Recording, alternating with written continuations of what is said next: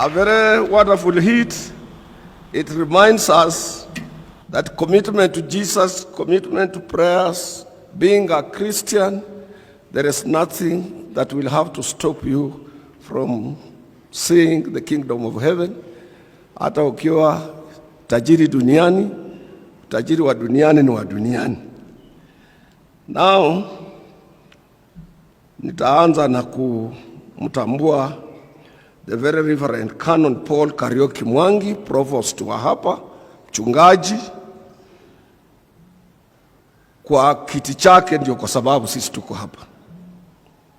Pia kumtambua Permanent Secretary wangu Bwana Mwadime na maofisa aliotembea nao kutoka katika wizara yetu ya Labor, kukiwa na Labor Commission na wengine wote ambao wako hapa na sisi. Pili, pia namtambua mwenyekiti wa shirikisho kuu la vyama vya wafanyikazi nchini ndugu Reverend Joel Kandie. Joel Provost ana kanisa yake kubwa sana Baptist Church kule Eldoret. I think ndio ina waumini wengi sana, na akaamua kujiunga nasi kwa kuwatetea haki za wafanyikazi. Nataka kuwatambua members of Court Executive Board who are here with me, affiliates, na all officials of our affiliates who are here, wote kutoka kwa vyama vyote vya wafanyikazi nchini.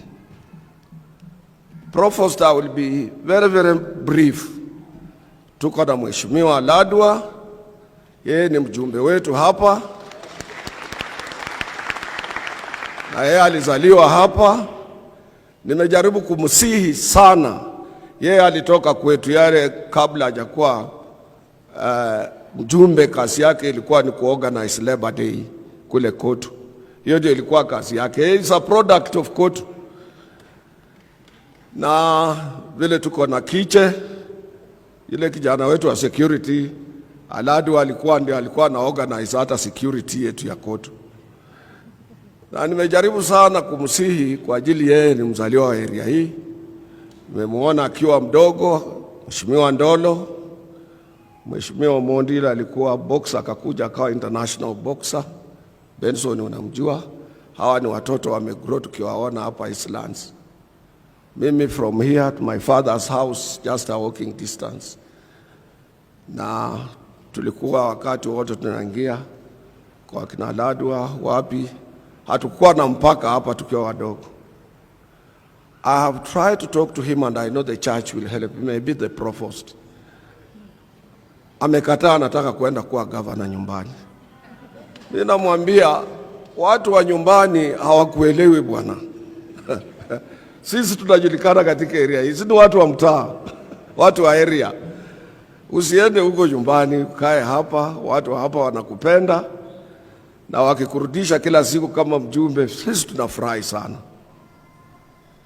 I've told colleagues and friends all the time that first governors, the second bunch of governors, and even the third bunch of governors, they will all end up in jail. That is the most risky job. The most risky job ni ya kuwa governor. Because wengine wewe hujasomea mambo ya pesa, na wale watu umewajiri katika section yako ama finance department wanakuibia kila wakati, na ujue wewe baadaye ndio utabeba hiyo mzigo. Sisi tu katika organization kama hizi zetu, saa ingine inakuwa very difficult to control the Department of Treasury. Na ni ndogo, very small organizations. What about being a governor of a county government and you have staff who belongs to a nation where almost 99% of the total population are thieves? Naona inji hii waizi ndio wengi. Na Ben, it is not only you who was touched by the sermon of Provost. Mimi ilinishika sana, and I remembered what I was telling shop stewards yesterday.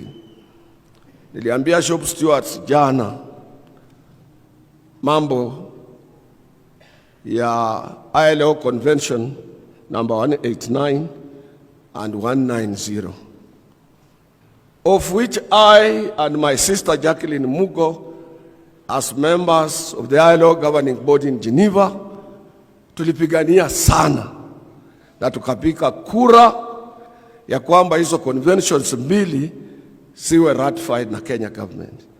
189 ya kumlinda mfanyikazi wa nyumbani, awe na haki yake kama yule mfanyikazi mwingine, aheshimiwe. Na nikawape example ya kwangu nyumbani. Mimi nakaa huko Ildamat upande wa Kajiado kwa njia ya kwenda Tanzania, kwenda huko kwa mpaka na Manga. Na nilipoajiri watoto wachache sana, lakini wasomi wamesoma kunisaidia kwa ajili ya wageni na nini, nikaona hao wataona ya kwamba yale mapato nimewapa ni madogo sana, nataka waridhike. Niliita afisa wetu wa leba wa eneo hilo, nikamwambia uwe candidly ukae na hawa, uambie area hii kwa ajili Kenya imesegment, kuna area na mishahara zao na nini, lakini ukae na hawa wakuambie. Na nikawaambia muambie kabisa ile pesa mimi nawapatia. Kamwambia na una uhuru pia wakuita hata wale ambao wananiendesha madrivers wangu. Mimi nilikuwa napenda kujiendesha sana sana kabla sijaweka mambo mengi kwa kichwa. I was one of the fastest drivers. Lakini sasa mambo mingi, and I'm also aging very fast. I have to recognize that. Nikaona ya kwamba ni lazima niwe na watu wa kunisaidia. Wakakaa na ile afisa wa leba, kawauliza kabisa, huyu katibu mkuu wa vyama vya wafanyikazi ndiye anasimamia wafanyikazi, anamlipa namna gani? Ngine akasema mimi nalipwa hii, mimi nalipwa hii, mimi nalipwa hii. Baadaye akarudi akaambia mfanyikazi wangu mmoja kwa hawa nyumbani, hiyo mshahara na kulipa ndio ya manager wa hoteli katika area hii. Na akampatia zile restaurants tuko nazo katika hiyo area. Wambia you are free, unaweza kuenda kucheki. Wote namna hivyo. So fairness ni kitu ya maana sana. Na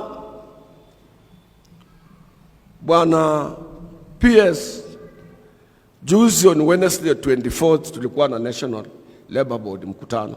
Sikuweza kufika, lakini niliwakilishwa na wenzangu, niliwakilishwa na one of the gazetted member Rosso Mamo na Albert Njeru from the Domestic and Hotel Workers Union. Lakini item iliyokuwa kwa agenda ilikuwa ratification ya 189 na 190. Nitakuja kwa ya 190 baadaye. Now, mwenzangu kutoka kwa waajiri ambaye tulikuwa na yeye Geneva, dada yangu mpendwa Sister Jacqueline Mugo, anajua hiyo, na Sister Elna pia is here.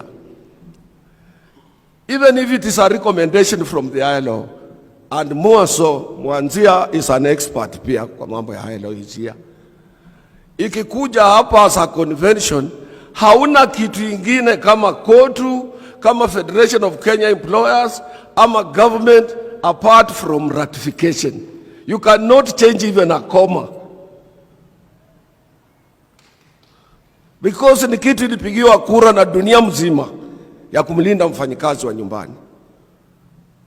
Wafanyikazi wa nyumbani wanafanya masaa mingi marefu na hawa, they are not recognized. Niliambia hawa juzi, mfanyikazi yangu mmoja anakuja ananiambia, mzee, mama amejifungua na nataka pia unisaidie, nataka kwenda unipe ruhusa, nataka kwenda kumtoa hospitalini.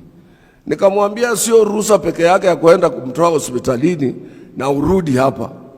Sheria inasema hata wewe utakuwa kwa ruhusa siku 14. Nipende nisipopenda, sheria inasema hivyo. Akasema ni kweli, unanipa 2 weeks na nimetoka leave. Akasema ndio, hiyo ndio sheria mama akisha kujifungua.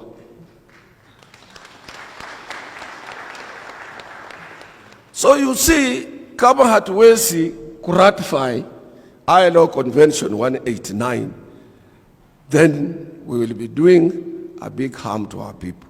Uganda wameratify, Australia tulikuwa huko na barasa, Prime Minister akitangaza ratification. Inji zote za ulimwengu zinatambua ukimwajiri mtu nyumbani ni lazima uwe fair kwa huyo mtu. Wacha hiyo peke yake. Wewe, mimi niko na wasaidizi wangu hapa. Wale watu natembea nao kwa ajili saa nyingine sioni vizuri ama mnanisaidia.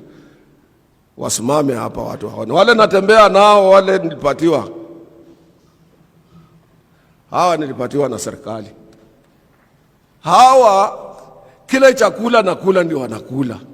Ile hoteli nalala ndio wanalala. Na wote wana rotate, kila mmoja nikienda Ulaya naenda na mimi. Wote kuniangalia, kuniambia time imefika, mambo kama hayo. Siwezi kuawacha kwa gari hata driver yangu, niko hoteli na kula kama vile wakubwa wenzangu wanafanya, na dereva ameketi kwa gari. Ketini.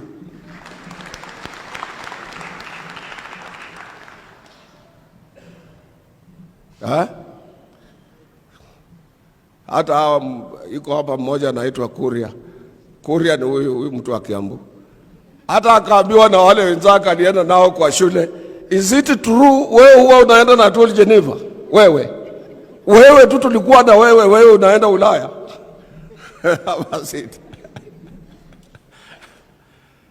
So Provost amesema unjust employers who are inconsiderate, employers who are insensitive to their employees' plight. Kwa hiyo kamiti, kwa hiyo mkutano, bwana PS, mwakilishi wa ajira anasema hii kitu bado tuna study. And she's a lawyer. She knows very well you cannot change even a comma. Last year wakati president ametupatia 6%, naweza kuona behavior ya waajiri wa Kenya. Presidential directive is not debatable. Anaambia watu wa labor we must meet, tuwe na mikutano. Nikiwa karibu nikatai kwenda hizo mikutano, because I've been around. Nimeona President Kenyatta akitoa orders. I worked under Kenyatta, I served him. Moi 24 years natuongeza mshahara. But even if the minister, even the PS akisimama hapa announce nyongeza ya mshahara, it's not debatable. That is government. Ametuzungusha. Anaona William is new in government, amekuja juzi, wacha nisungusha hao watu twist. Watu wamekuja kupata nyongeza minimum wage after sijui 6 months when the president had already made announcement. Hiyo ni defiance mbaya na Federation of Kenya Employers. Now come to ILO Convention 190. 190 inakuza sisi watu wa hasira. Inatu control kwa mambo ya violence and harassment. Kuna watu ambao ni hatari sana. Haraka mama amepata kofi, hata hajauliza mama, wewe ulichelewa wapi? Mama ameenda kwa posho mill sio yake, amepiga line, anataka kusiaga unga. Mvua inaanza kunyesha, labda posho mill hata hakuna pahali pa kujikinga, anakimbia na tumaindi yake kujificha pahali mpaka mvua ipoe ndio arudi kwa posho mill. Na wewe uko nyumbani unaangalia, sir, where is this woman? Why has she not arrived at home? Akikuja hata haja explain, mama anapata makofi. Tukaona sheria ya kimataifa kwa wamama ni lazima iwekwe. At workplace ukiandika mtu kwa ofisi, ujaandika bibi. You have employed an employee in her own rights to work for the organization or to work for you. Nataka kumchelewesha kwa ofisi, unajua iko barua nyingine tunataka kuandika, na sijapata habari kutoka sijui wapi, utangoacha watu wengine waende, wewe baki kidogo, wao sijui nini hapa. And you have ulterior motive behind your thinking, demonic thinking. Sheria ikawekwa, na hiyo ni kitu straight. ILO Convention 190 ni kitu straight for ratification. Other countries have ratified. Kenya, we are viewed as a satellite of the economic activities and development in this region. We don't need to remain behind. Hiyo ni maneno ambayo Provost amegusia. And I want to tell you, colleagues, brothers and sisters, ni lazima muwe wakali sana. We must change the way of doing business with our employers. Kabisa. Hii maneno ya redundancy watu walikuwa wananiuliza jana. Ama mambo ya outsourcing. Kule India, Pakistan, in Asia, you cannot say you have no ability to financial ability to pay workers na unataka kureduce wafanyikazi na wengine wabaki. It is not easy because wale wanaenda watachoma hiyo kiwanda, wewe ukose nao pia wakose. They will burn it. Hii ujinga watu wanafanya hapa. Now, fighting for our rights does not only end in employment and in labor and employment relations. Wanaita employment labor code. It doesn't end there. It shouldn't end there. Fighting for justice. Because mambo ni magumu siku hizi, kama una pesa, hauna nini, hakuna kesi unaweza shinda. This is Kenya. Unanyang'anywa kitu yako, iko, people are losing land, people are losing their rights, people are losing their properties. In this country, if you have no money in Kenya, you have no rights.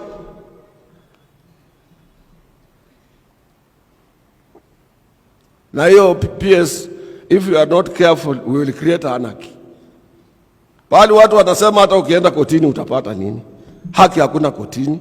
Wacha tujioka na isikwenda kutafuta haki yetu. Now we don't want to take that route. We want employers to be more human, to be more understanding, to be more recognizing the role that a worker plays in their various places of work.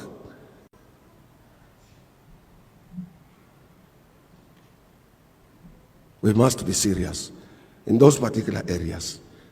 Provost amesema yote, hata yale mimi ningelisema. Kitu tu mimi nataka kugusia.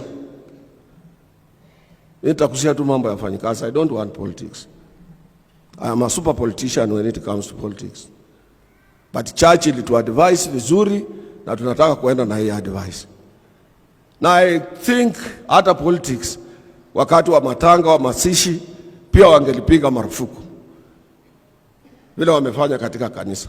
Tukikuja na hii church ya St. Stephen's, let me tell you, I have never seen a wonderful choir kama hao. Wakianza kuimba